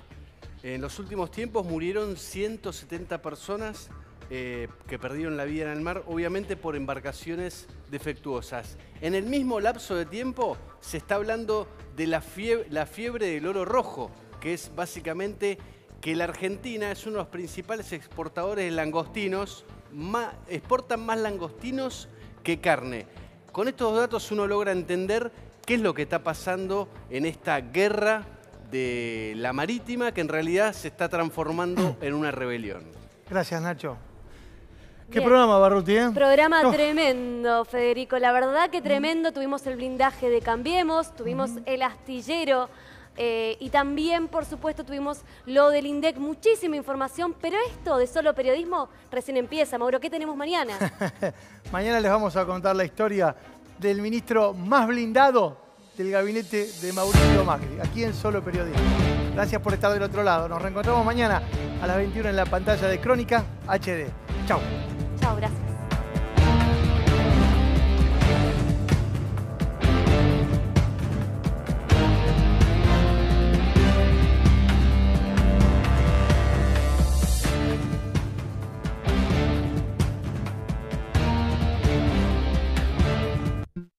Sostuvimos que había otra manera de construir el futuro. 100 años atrás, en Villa Crespo, se creaba la primera caja mercantil cooperativa. Hoy, parte de